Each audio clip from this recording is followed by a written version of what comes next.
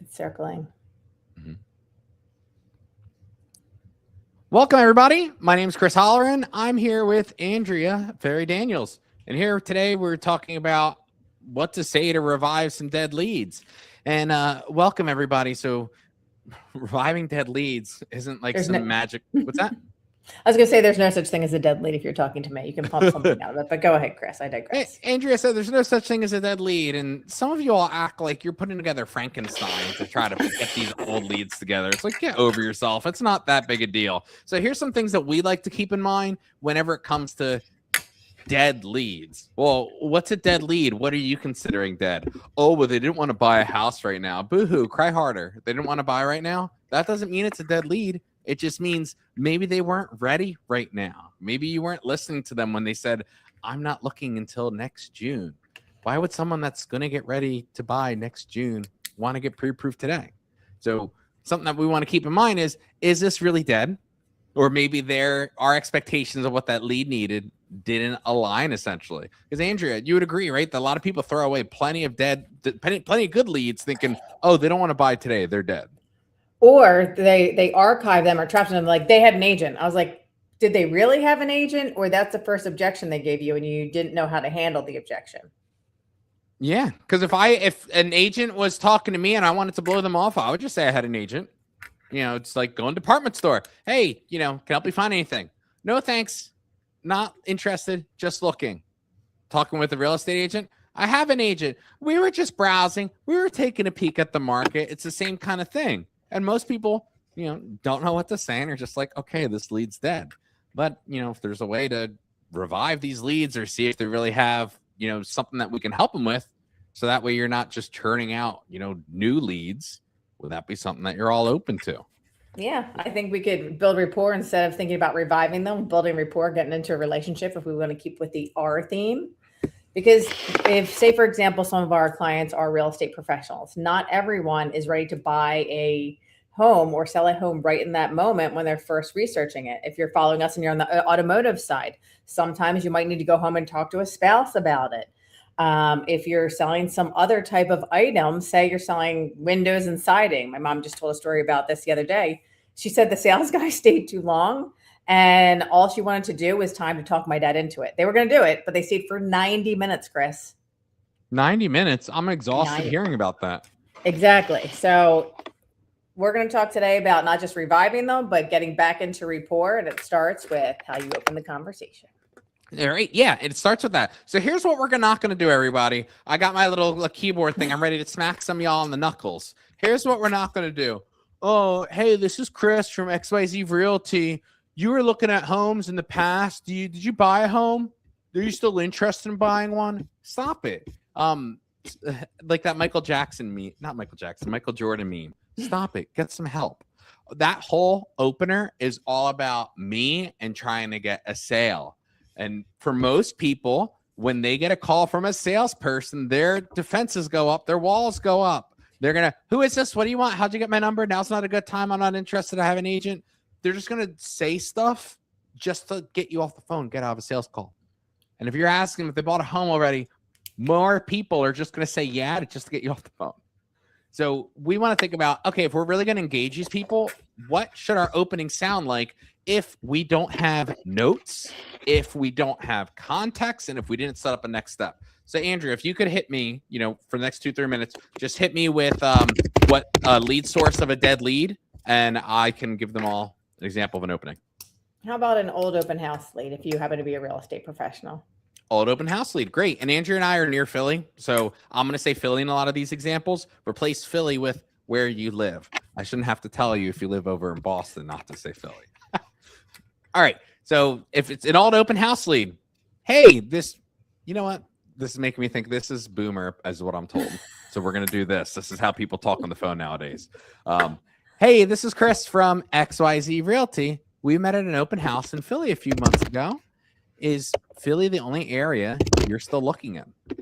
Or that question could be instead, have you seen any houses lately? Have you been to any open houses this past weekend? The whole point of the question is to enter the conversation and bypass the security fence. And you asking things like, do you want to buy? Do you want to sell? Do you still want to buy? We're not doing that. We're just going to make it about the area. Awesome. Bear's having a moment, and that's okay. Bear is Andrea's beautiful dog, a sweet angel. So what should another, opener that I give, a lead source topic, Andrea? How about an old buyer lead? An old buyer lead, great. So let's say that this is an old buyer lead that we never actually met, that we talked to.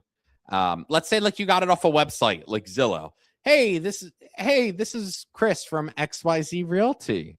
The last time we spoke, let me just clarify this. If you spoke with them before, you can always say the last time you spoke. Let's pretend on this one that you haven't spoken to them before at all. So then, hey, Bob, this is Chris from XYZ Realty. In the past, you were looking at homes in the Philly area on Zillow. Is Philly the only area you're looking at? Is Philly the only area you're still interested in? That's another way that you could say it. Because people looking online at houses, they're looking in certain areas. They know that answer. We wanted something easy to answer. The answer's going to fly out of their mouth. They're not even going to remember to tell you that they don't want to talk or they're busy or anything. And I love that you co-branded that with a bigger company, because people could be going through HomeLight, they could be going through Zillow, they could be on Google, they could be at a lot of different places.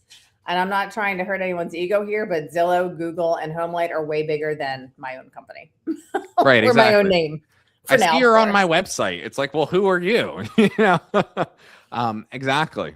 All right. So let's get one more, Andrea. What could be another dead lead that, dead lead that we might need to I think sometimes people, well, this one we don't do often. So this one's going to be a little fun for us. If people wanted to go see a property or they clicked on a property, a lot of times people are like, oh, what'd you like about that house? And people are clicking on a lot of properties. So if they maybe wanted to schedule a showing request and maybe never scheduled it.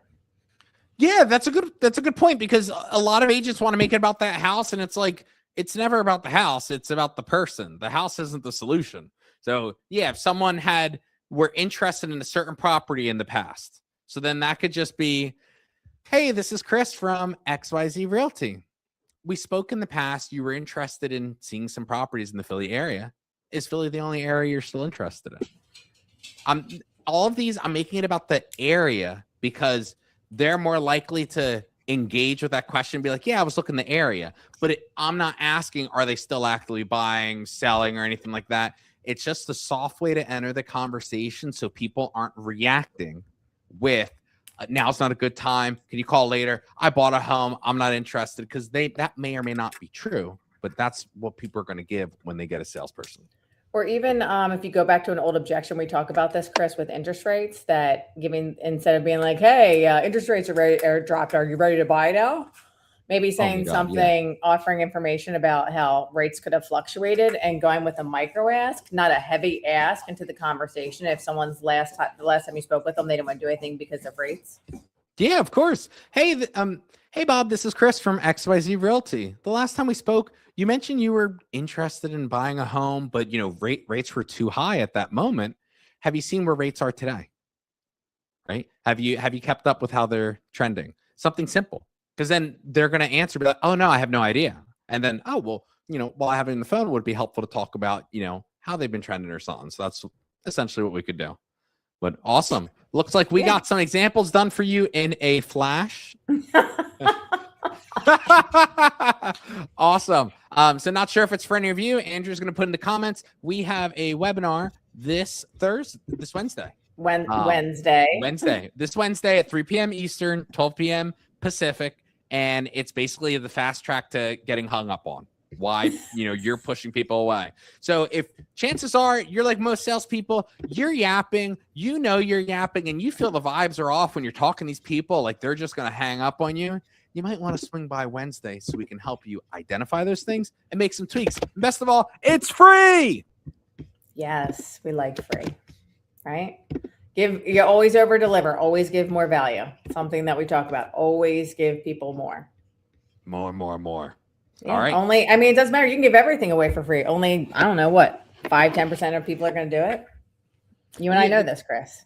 Yeah, I could offer all of you the world. Oh my God, hire us. We're going to fix all of your numbers. You're going to have the best year you ever. It's like, what matters to people is what's important to them. not what you think is important. Oh, well, help your branding image, your marketing stuff. If you don't care about that, it's not going to resonate with you. So could it be possible that some of our leads just don't care about some of the stuff that we might be leading with? So we might want to tweak what we think is value to align better with what the consumer actually wants. By So asking the if right that's- questions. By asking the right questions, right? So if that's for you, check the link below and hopefully we'll see you Wednesday. Take care, everybody. Bye, guys. Bye-bye.